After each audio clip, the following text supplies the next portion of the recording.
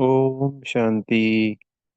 आज 9 दिसंबर 2024 के महावाक्यों के मनन चिंतन में प्यारे मीठे बाप दादा ने कहा, मीठे बच्चे, विनाश के पहले सबको बाप का परिचय देना और धारणा करके दूसरों को समझाएंगे, तब उच्च पद प्राप्त करेंगे। तो अंत समय में जब बाबा की प्रत्यक्षता होगी, तो कोई बच्चा ये ना कहे कि बाबा हमें तो पता ही नहीं चला आप आए, वरना हम भी पुरुषार्थ करते, हम भी विश्व की राजाई लेते। तो संसार की प्रत्येक आत्मा, आज लगभग 7.5 से 8 अरब है, अंत तक जितनी भी होंगी, सभी को बाबा का ये मैसेज जरूर मिलना चाहिए कि बाबा आ गया है, बाबा ये ज्ञान दे रहे हैं, बाबा पढ़ाई करा रहे हैं। तो ये फैलता तो जा रहा है। आज 140 देशों में पहुंच चुका है। जिस वक्त बाबा मुरली चला रहे थे उस वक्त तो सिर्फ भारत भारत में था। तो आज इतने वर्षों में पूरे विश्व के 140 देशों में फैल गया है। अब ये कार्य बहुत तीव्रता से हो रहा है और मीडिया आज बहुत शक्तिशाली है, जिसके द्वारा ये कार्य तीव्रता से फैल रहा है। और बाबा के बच्चे भी आज दिन पर दिन बढ़ते जा रहे हैं और सभी सेवाएं करेंगे तो निश्चित है एक दिन सभी को मैसेज जरूर मिलना ही मिलना है। फिर स्वयं को धारणा करके दूसरों को समझाना है। अगर हम धारणा नहीं करते हैं ज्ञान योग की, और जो धारणा स्थूल और सूक्ष्म की है, हमारे कर्म से हमारे बोल से वो चीज प्रत्यक्ष नहीं होती है कि हम भगवान का मैसेज देने वाले मैसेंजर हैं, तो वो लगना चाहिए ना सामने वाला कि हाँ ये भगवान का मैसेज दे रहा है, ये खुद भी ऐसा ही लग रहा है। तो उसके लिए धारणाएं जरूरी हैं, स्थूल भी और सूक्ष्म भी। तभी वो प्रभावशाली मैसेज दूसरों तक पहुंचेगा और तीर भी लगेगा। अगर मैसेज तो दे रहे हैं पर धारणाएं नहीं करी हैं तो भी उच्च पद नहीं मिलेगा।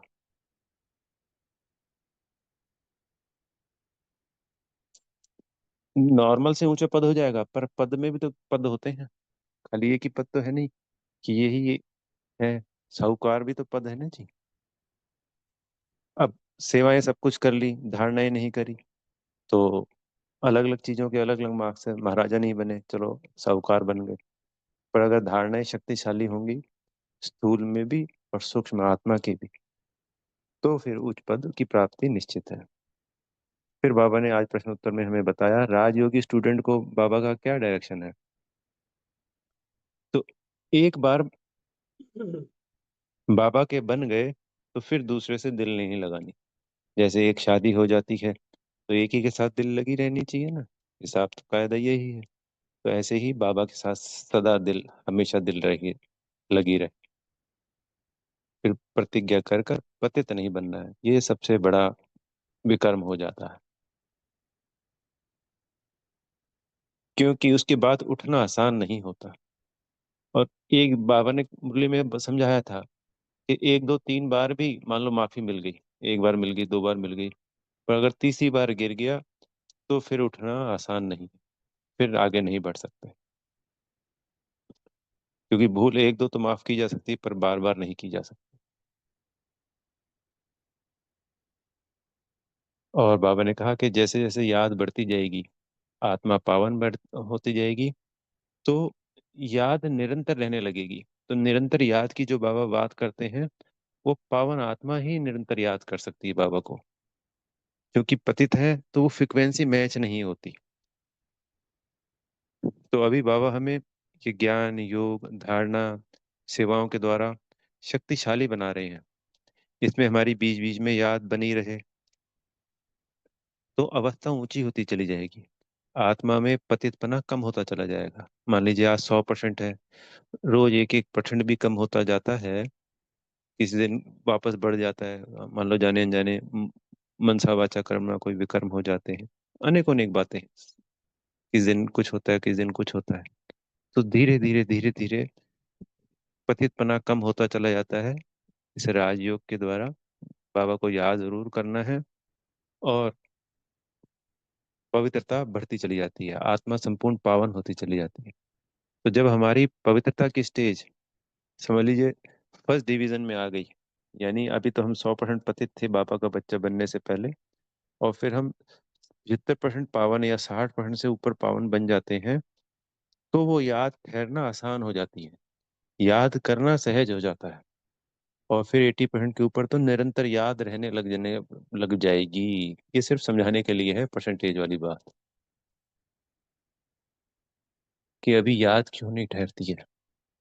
तो उस याद को ठहराने के लिए ही ये ज्ञान है, योग है, धारणाएं हैं, और सेवाएं हैं। ये सब एक दूसरे के सहयोगी बनकर हमको आगे बढ़ाती हैं।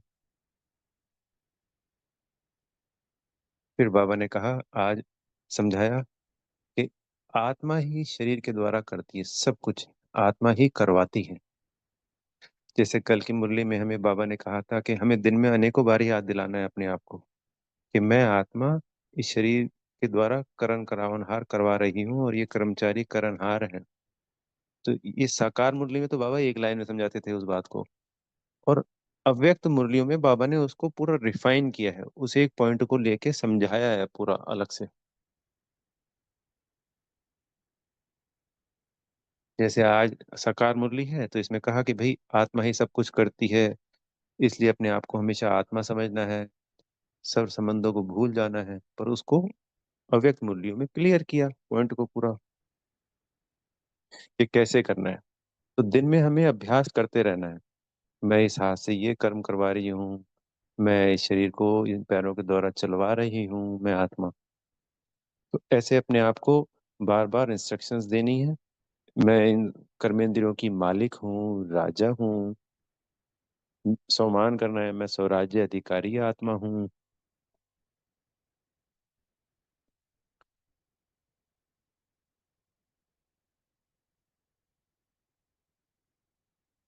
तो इस तरीके से बाबा की याद में रहने के लिए हमें आत्मा का अभ्यास जरूरी है, और उसके लिए छोटे छोटे स्टेप हमारे बहुत लाभप्रद हैं। तो इनको इग्नोर नहीं करना है, इनको अपने जीवन में धारण करना है, हमेशा हमेशा के लिए। क्योंकि पहला पाठ ही क्या है?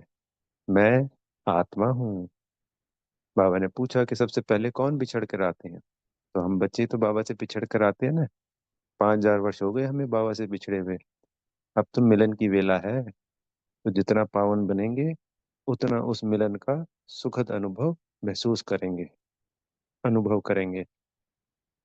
पर पावन तो जरूर बनना ही है ना जी।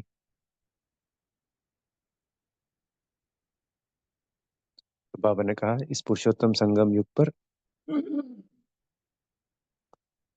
आप आत्माओं की बैटरी फिर से चार्ज होती है, बाबा से बहुत ताकत मिलती है। ताकत कैसे मिलेगी? पवित्रता के आधार पे मिलती है वो ताकत। अगर पवित्रता नहीं है तो ताकत मिलती ही नहीं है, और अगर मिलती भी है तो ठहरती नहीं है।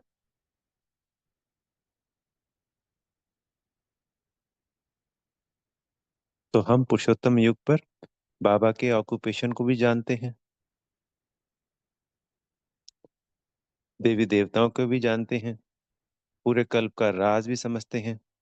बाबा हमें बाप, टीचर, सदगुरु के रूप में हमारी पालना करते हैं। बाबा ने आज क्लियर किया कि पहले मैं बाबा हूँ आपका, मैं आपको पढ़ाई पढ़ा रहा हूँ, इसलिए मैं टीचर हूँ।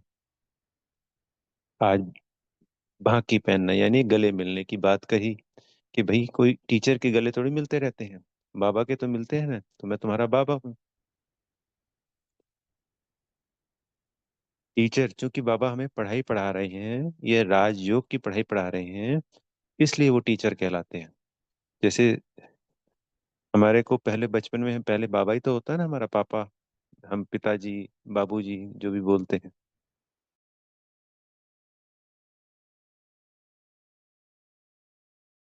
फिर एक बार मैं सदगुरु के रोल में तुम सबको वापस ले जाता हूँ, मुक्ति, जीवन मुक्ति देता हूँ।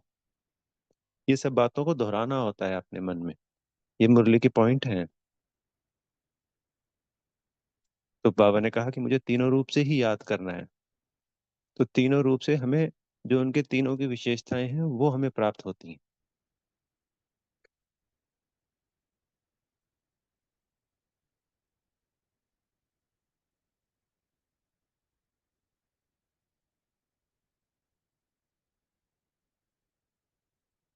फिर बाबा ने आज हमें वरदान में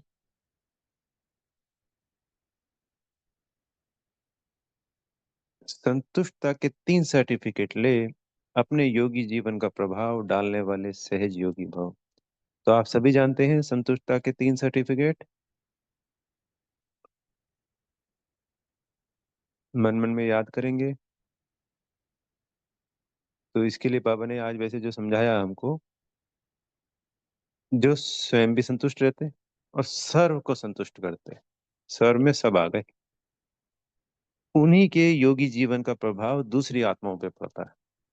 तब लगता है कि हाँ, ये योगी हैं, ये बाबा के बच्चे हैं, इनके अंदर बाबा की क्वालिटीज हैं। जैसे हर आत्मा बाबा से संतुष्ट रहती है, खुश रहती है, बाबा सबको संतुष्ट करते हैं। अगर नहीं होता कोई बच्चा, वो उसकी अपनी सोच है, इसमें कोई बात नहीं। बाबा ने एक मुरली में कहा था कि 95% आत्माएं आपसे संतुष्ट है तो आप 100% राइट है। 5% अगर संतुष्ट नहीं है तो वो उनकी अपनी सोच है। जैसे ब्रह्मा बाबा अपनी जगह राइट थे, अगर उनसे 95% आत्माएं संतुष्ट थी तो वो राइट है। 5% संतुष्ट अगर नहीं है तो वो उनका अपना सोच है, इसलिए उनके लिए विचार नहीं करना है कभी भी। जैसे बाबा ने आज एग्जाम्पल दिया कि साइंस के साधन होते हैं ना, जैसे एसी चलाया तो पूरा ही वायुमंडल परिवर्तित हो जाता है, हीटर चलाया सर्दी में तो वायुमंडल परिवर्तित हो गया। ऐसे ही हम आत्मा, जो योगी आत्मा होंगी, उनके सहज योगी जीवन का प्रभाव सभी पे पड़ेगा, वायुमंडल वातावरण पे भी और दूसरी सब आत्माओं पे भी। तो वो जो 3 सर्टिफिकेट है हम सभी जानते हैं। एक, स्वयं से संतुष्ट रहना सदा, हम जो भी कर रहे हैं, जो भी हो रहा है, क्योंकि आज की मुरली में कहा, एक पॉइंट पकड़ने का है ड्रामा को, कि बनी बनाई बन रही, जो बनी हुई है वही बन रही है, कुछ नया नहीं हो रहा है। इसलिए सदा संतुष्ट रहना है। पहला आधार ही आगे बढ़ने का है, स्वयं की संतुष्टता। अगर आत्मा स्वयं से संतुष्ट नहीं है, तो जो स्वयं के पास नहीं है तो वो दूसरों को हम कैसे दे पाएंगे। मेरे पास धन है, तभी उस धन से दूसरे को धन दूंगा, पर मेरे पास नहीं है तो कहाँ से दूंगा। तो जब मैं स्वयं से संतुष्ट नहीं हूँ आत्मा, तो दूसरी आत्मा मुझसे संतुष्ट कैसे होगी। इसलिए हर परिस्थिति में, हर स्थिति में सदा स्वयं से संतुष्ट रहना है। तो पहला सर्टिफिकेट तो स्वयं को स्वयं ही देना है संतुष्टता का। फिर दूसरा है बाप संतुष्ट हो। तो शिव बाबा, जब हम उनकी श्रीमत का पालन करेंगे, ज्ञान योग धारणा सेवा पे चलेंगे, तो बाबा संतुष्ट होगा ही होगा, बाबा से दुआएं मिलेंगी। हम स्वयं से संतुष्ट और बाबा संतुष्ट। तो फिर तीसरे नंबर पे आ गए लौकिक और अलौकिक परिवार संतुष्ट।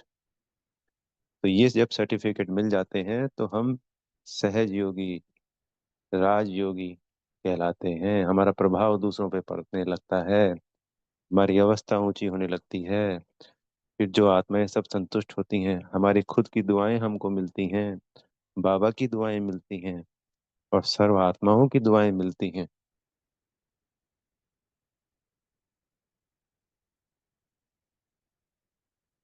तो इस वरदान को फलीभूत करना है। फिर आज स्लोगन में भी बाबा ने कल वाला जो संडे को हमको समझानी दी थी, कि स्वराज्य का तिलक, विश्व कल्याण का तिलक, और स्थिति के तख्त पर विराजमान रहने वाला तिलक, और विराजमान रहने वाली आत्मा ही राजयोगी कहलाती है। तो हमें तिलक स्वराज्य का अपनी सभी स्थूल और सूक्ष्म कर्मेंद्रियों पे पूरा कंट्रोल हो। जैसे कल की मुरली में बाबा ने हमें क्लियर किया था कि दिन में अब कितनी बार भी याद दिलाओ, बार बार। बहुत छोटा और अच्छा अभ्यास है, सुंदर अभ्यास है, सहज है। एक ही सेकंड में बिंदी को देखा और बिंदी से मैं करण कराउनहार करा रही हूँ। मैं ही मेरे मन के द्वारा सोच रही हूँ, मैं आत्मा। मैं ही बुद्धि के द्वारा डिसीजन ले रही हूँ। मैं ही संस्कारों के द्वारा कर्म करा रही हूँ, मैं आत्मा करा रही हूँ। विश्व कल्याण के लिए जब हम मनसा वाचा कर्मणा, तन मन धन से विश्व कल्याण के कार्य में लगेंगे, तो हमें अपने आप सेवाओं के ऑफर आएंगे। वो बाबा का कार्य है, हमें नहीं सोचना है। हमें तो अपने मन से शुद्ध तरीके से, सभी तरीके से, जब ज्ञान योग धारणा सेवा भी कर रहे हैं, वो स्वयं को ऊंचा उठाने के लिए है। और फिर बाबा से, सेंटर से, मधुबन से, कहीं से भी, जैसे भी जुड़ के, संगठन से जुड़ के हम मनसा वाचा कर्मणा, क्योंकि मनसा सबको शक्तियां सकाश देना विश्व कल्याण के लिए, वाचा सबको मैसेज देना, ये तो हम अपने लेवल पे कर सकते हैं। कर्मणा कि इनको इम्प्लीमेंट कर रहे हैं। जब गुण धारण शक्तियां हो रहा है तो हम जब संबंध संपर्क में आ रहे हैं तो उसका प्रभाव दूसरों पे पड़ रहा है। और तन मन धन, तन भी लगाया, मन भी लगाया और धन भी लगाया। गुप्त धन लगाना है, तात्पर्य किसी को कुछ भी पता ना चले। तो फिर अपने आप ऑफर आती हैं सेवाओं की। तो उस विश्व कल्याण के लिए बाबा को भी हम लिख के दे सकते हैं कि बाबा, जैसे आप चाहो अपने इस रथ को, अपने बच्चे को निमित्त बना सकते हैं। फिर हो गया स्थिति पर, स्थिति के तख्त पर विराजमान रहने वाली। तो हमारी जो स्थिति है वो शक्तिशाली स्थिति, अचल अटल अडोल, अकाल तख्त पर विराजमान। तो ऐसी स्थिति वाली आत्मा, स्वराज्य तिलक वाली, विश्व कल्याण वाली, जो ताज पहन के रखती है और अपनी स्थिति पे स्थित रहने वाली, ही राजयोगी कहलाती है। अच्छा, ओम शांति। बेहद का धन्यवाद मेरे प्यारे मीठे बाप दादा जी का, आप सभी आत्मा भाइयों का,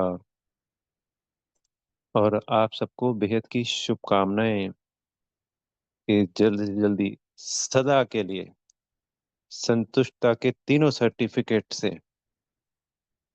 अपने योगी जीवन द्वारा सभी पर प्रभाव डालने वाले सहज योगी बन गए हैं। बेहद की शुभकामनाएं दिल से आप सभी को। ओम शांति।